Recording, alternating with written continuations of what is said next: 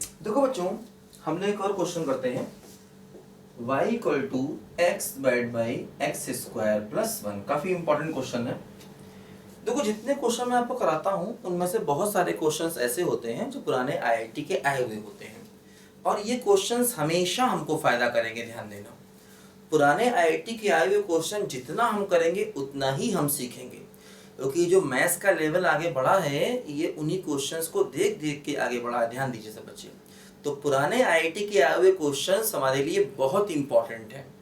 अब पुराने आईआईटी के ऐसे बहुत सारे क्वेश्चन हैं जो आज से 20 साल पहले 25 साल पहले आए हैं, और आज वो 12th लेवल के लिए इंपॉर्टेंट सवाल है। मतलब आज वही सवाल बोर्ड में ज्यादा आ रहे हैं।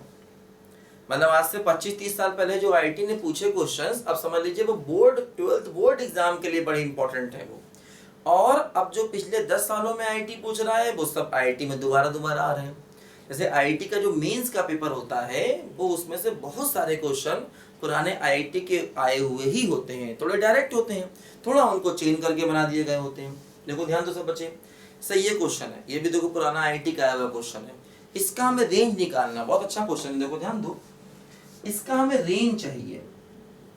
देखो क्या होगा, सबसे पहले मैंने क्या बताया आपको कि y बराबर ऐसे दिया है x upon x square plus one, cross multiply करो y x square plus y बराबर x, सबको एक तरफ ले आओ।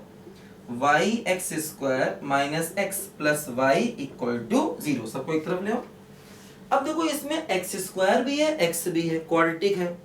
तो देखो a क्या हो गया बोलो y, b क्या हो गया माइनस वन, c क्या हो गया y, है ना। एक्स स्क्वायर का कोफिशिएंट क्या हो गया y मतलब a, x का कोफिशिएंट क्या हो गया माइनस वन मतलब b, कांस्टेंट टर्म मतलब c क्या हो गया देखो y हो गया। ठीक, अब देखो क्या करेंगे, इससे हम x निकाल लें। कैसे निकालते हैं, x बराबर minus b plus minus under root b square minus 4ac upon 2a। x की वैल्यू निकालो। मैंने बताया था जब एक्स स्क्वायर भी होगा और x भी होगा, दोनों होगा, तो इस फार्मूले से हमेशा हम लोग x की वैल्यू निकालेंगे। देखो क्या हुआ, माइनस बी का मतलब क्या बोलो 1, plus minus under root b square का मतलब क्या हो गया बोलो 1, माइनस 4ac, तो 4ac का मतलब क्या हुआ बोलो 4y स्क्वायर अपॉन क्या हो गया बोलो 2a का मतलब क्या हो गया y हो गया। देखो ध्यान दो, अब इस क्वेश्चन में देखो एक जो सबसे इंपॉर्टेंट चीज आई कि अंडर रूट भी आया और डिनोमिनेटर में y भी आया, दोनों टर्म है। अंडर रूट भी आया और डिनोमिनेटर में y भी आया। तो जैसे अभी तक हम लोग क्या करते थे, रूट के अंदर के टर्म को क्या बनाते थे बोलो पॉजिटिव। देखो वही करना है। देखो ये टर्म रूट के अंदर का है, इस टर्म को क्या बनाएंगे बोलो पॉजिटिव। तो हमने क्या किया, देखो 1 माइनस 4y स्क्वायर को ग्रेटर इक्वल टू 0 करना पड़ेगा, क्योंकि रूट के अंदर के टर्म को क्या बनाना पड़ेगा बोलो पॉजिटिव। फैक्टर्स करो 1 माइनस 2y, फिर क्या वो बोलो 1 plus 2y greater equal to 0 हो गया, है ना, ऐसे हो गया। देखो y का कोफिशिएंट निगेटिव है, अभी डायरेक्ट विधि का मेथड नहीं लगा सकते, y का कोफिशिएंट निगेटिव है, तो पहले माइनस से मल्टीप्लाई कर दो। देखो माइनस से यहां मल्टीप्लाई करो और माइनस से यहां मल्टीप्लाई करो, इससे क्या होगा y का कोफिशिएंट क्या बन जाएगा बोलो पॉजिटिव। देखो ये क्या हो गया 2y माइनस 1 और ये क्या हो गया 2y प्लस 1 और लेसर इक्वल टू 0 हो गया। जैसे ही माइनस से मल्टीप्लाई किया इन इक्वेशन देखो चेंज हो गया, ध्यान दीजिए, है ना। माइनस से मल्टीप्लाई किया, देखो इन इक्वेशन चेंज हो गया। अब इसको हम नंबर लाइन से करें, देखो ऐसे y की एक वैल्यू क्या है बोलो 1/2, y की दूसरी वैल्यू क्या है बोलो -1/2 है। देखो ऐसे ऐसे करना होगा, पॉजिटिव नेगेटिव और पॉजिटिव इक्वल भी है, दोनों टर्म न्यूमरेटर में है, दोनों पर डॉट लगा दो। इक्वल भी है, दोनों टर्म न्यूमरेटर में भी है, दोनों पर डॉट लगा दो। क्या चाहिए बोलो लेस देन 0 चाहिए। लेस देन 0 का मतलब क्या होता है बोलो नेगेटिव होता है, नेगेटिव चाहिए। तो देखो y की वैल्यू क्या आ गई, y की वैल्यू आ गई -1/2 से लेकर के 1/2 तक, है ना। लेस देन 0 चाहिए, नेगेटिव, तो y की वैल्यू आ गई -1/2 से 1/2 तक, इक्वल भी है, देखो डॉट लगा दिया। ठीक है, ध्यान दो। अब देखो यहां पर होगा क्या, जैसे डिनोमिनेटर मेरी y है, तो बच्चे सोचते हैं कि डिनोमिनेटर में y है तो y को 0 नहीं होना चाहिए। कायदा भी यही कहता है, भाई डिनोमिनेटर में y है तो y को 0 नहीं होना चाहिए।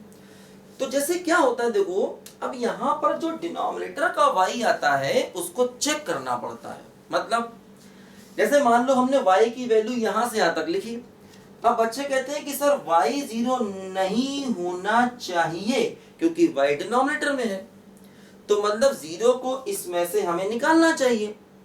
जब आप -1/2 से 1/2 जाओगे तो आपको 0 मिलेगा, तो आपको 0 इसमें से निकालना चाहिए क्योंकि y 0 नहीं हो सकता क्योंकि डिनोमिनेटर में y है।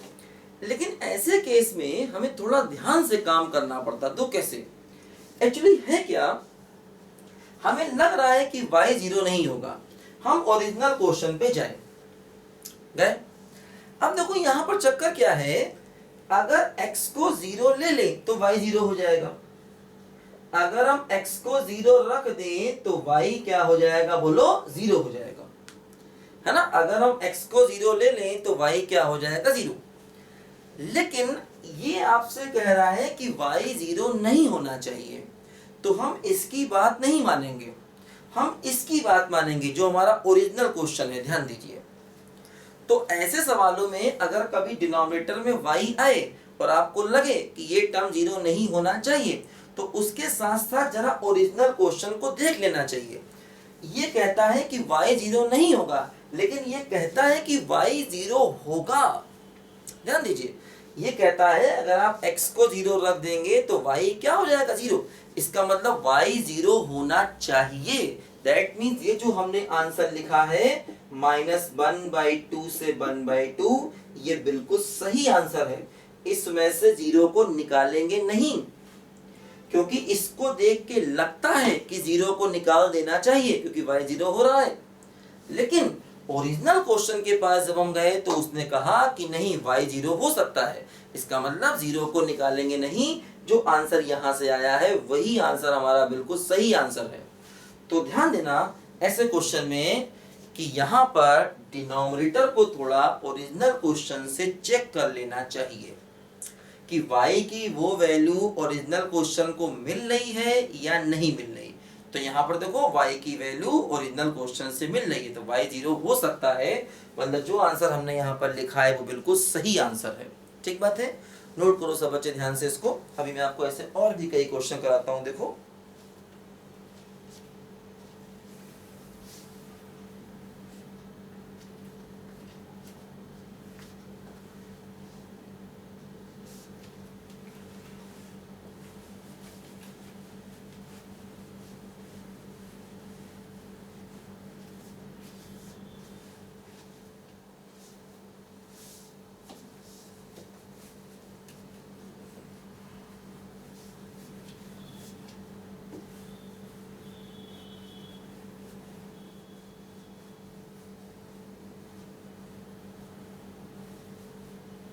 देखो, जैसे मान लो हमें क्वेश्चन करना है इस टाइप का। मान लो ये क्वेश्चन है y equal to x minus 1 upon x square plus 2, ऐसा क्वेश्चन करना है हमें। फिर देखो वही मेथड है, क्या, क्रॉस मल्टीप्लाई करो। y x square plus 2y बराबर x माइनस 1 एक तरफ लाओ, y x square minus x plus 2y plus 1 बराबर 0 एक तरफ लाए।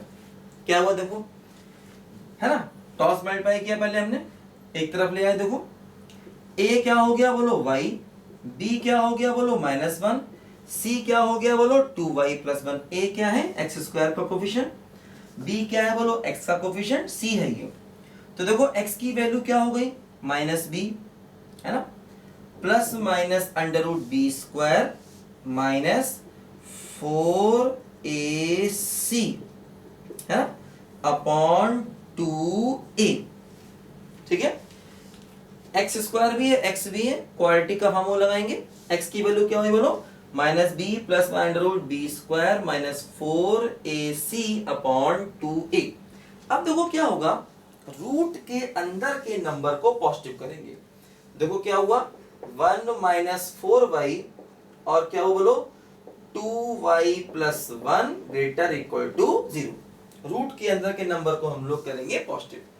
क्या बना देखो 8y square minus 4y greater equal to 0।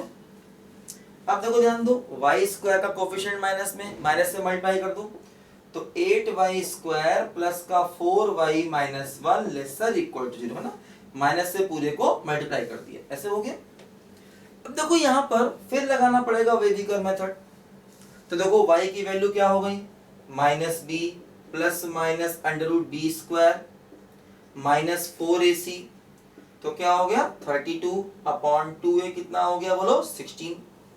ठीक है ना, y की वैल्यू क्या हो गई बोलो minus b plus under root b square का मतलब 16 माइनस 4ac का मतलब 32 अपॉन 2a। देखो y की वैल्यू क्या हो गई बोलो minus 4 plus minus under root 48, 48 का मतलब क्या हो गया बोलो 4 रूट 3 बाई 16 है ना। तो रूट 48 का मतलब क्या हो गया 4 रूट 3। देखो 4 कॉमन ले काट दो तो minus 1 plus minus root 3 by 4 हो गया है ना।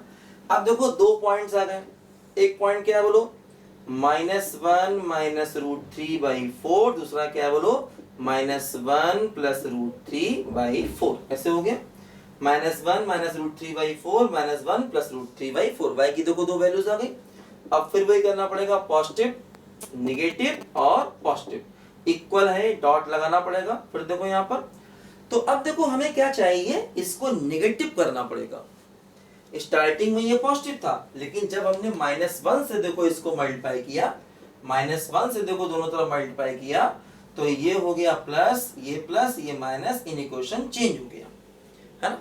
अब देखो हमें इसको लेस देन 0 करना है, एक्चुअली लेस देन 0। तो क्या हुआ देखो नेगेटिव वाला पार्ट ही है तो y की वैल्यू क्या आ जाएगी बोलो माइनस 1 माइनस रूट 3 बाई 4 से लेकर क्या हो गया बोलो माइनस 1 प्लस रूट 3 बाई 4। लेकिन ध्यान दो ये डिनोमिनेटर में देखो y आ रहा है, अब ये कहेगा कि y 0 नहीं होना चाहिए तो हम ओरिजिनल क्वेश्चन पर गए। अगर हम इसमें x को 1 रख दें तो x को 1 रखने से y क्या बन जाएगा 0, इसका मतलब y 0 होगा।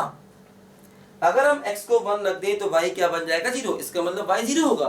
तो इसको देखकर आप ये मत समझना कि y 0 नहीं होगा, एक्चुअली ओरिजिनल क्वेश्चन के हिसाब से y 0 होगा।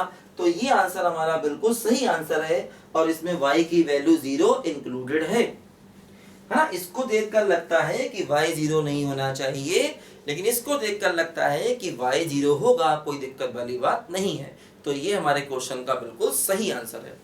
तो देखो ये जो रैशनल फंक्शन थे पी वाई क्यू टाइप के फंक्शन, इनको हम लोगों ने किया। अब देखो इसमें कुछ सवाल इस टाइप के आते हैं जैसे रैशनल फंक्शन में ही मॉड आ सकता है, साइन आ सकता है, फ्रैक्शनल पार्ट आ सकता है, लॉग आ सकता है, इस टाइप के क्वेश्चंस यहाँ पर आ सकते हैं।